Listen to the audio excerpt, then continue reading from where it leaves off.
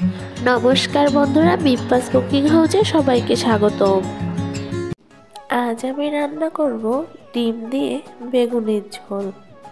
এই ডিম বেগুনের ঝোল খেতে এতটাই মজা যে একবার খেলে বারবার খেতে ইচ্ছা করবে। তাহলে চলুন রেসিপিটি শুরু করা যাক। প্রথমে আমি একটা বেগুন টুকরো টুকরো করে কেটে নিয়েছি। এবার এতে হলুদ, লবণ, চিনি দিয়ে ভালোভাবে মেখে নেব।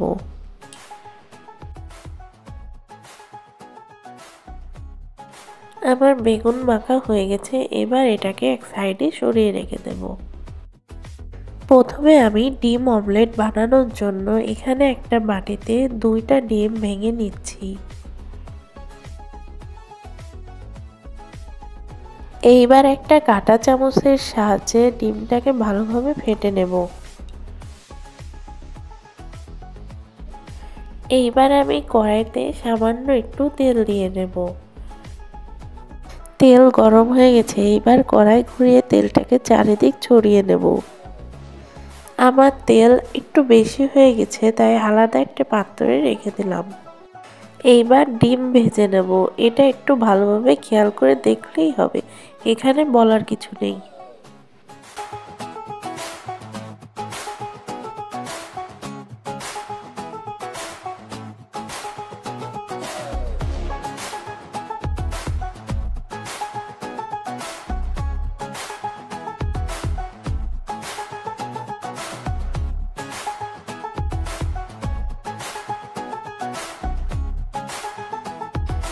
ডিম এভাবে কেটে নিয়ে ভালোভাবে উল্টে পাল্টে ভেজে নেব, কিন্তু খেয়াল রাখতে হবে ডিম যাতে পুড়ে না যায়।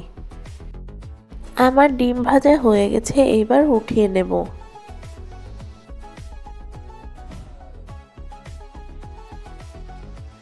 এবার বেগুন ভাজার জন্য আবারও কড়াইতে সামান্য একটু তেল দিয়ে নেব।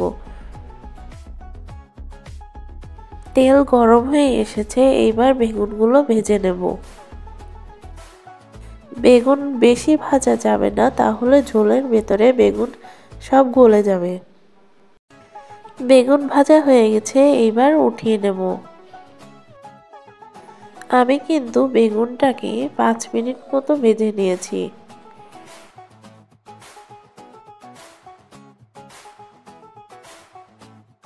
এইবার ঝোল রান্না করার জন্য আবারও কড়াইতে তেল দিয়ে দিলাম। এইবার আমি ফোড়নের জন্য দিয়ে দিচ্ছি একটা তেজপাতা, দারচিনি আর সামান্য একটু জিরে।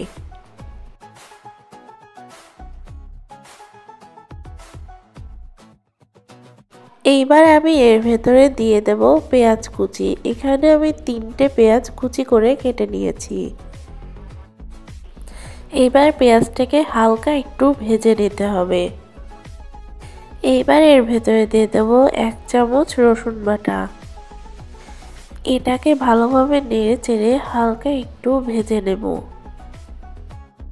এইবার এর ভেতরে দিয়ে দেব 1/2 চামচ আদা বাটা।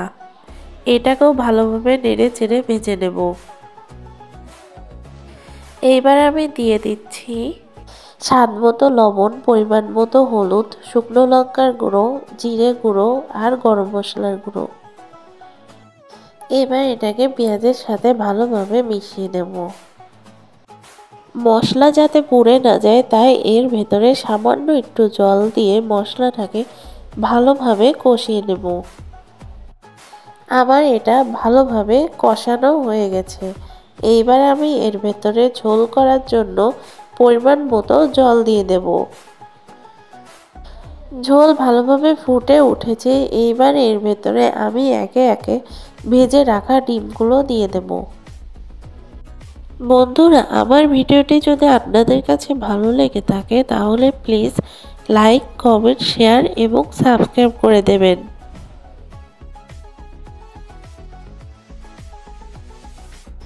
এইবার এইখানে দিয়ে দেব 4টা চিড়ে রাখা কাঁচা ঝাল আর দিয়ে দেব 1.5 চামচ চিনি। এই ঝোলে সামান্য একটু চিনি দিলে খেতে এতটাই মজা লাগে যে বলে প্রকাশ করা যাবে না। ঝোল কিছুটা শুকিয়ে এসেছে, নামানোর অন্তত 10 মিনিট আগে আমি বেগুনগুলো দিয়ে দিচ্ছি।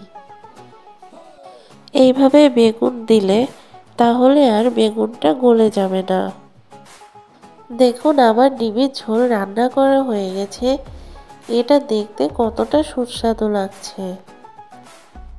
আপনারা বাসায় অবশ্যই ট্রাই করে আমাকে জানাবেন। এবার এটাকে নামিয়ে নেব। আমার ডিম বেগুনের ঝোল রান্না করা হয়ে গেছে। এটা দেখতে কতটা সুস্বাদু লাগছে। খেতে কিন্তু ভীষণ মজা হয়েছিল। আমার ভিডিওটি শেষ পর্যন্ত দেখার জন্য সকলকে অসংখ্য ধন্যবাদ।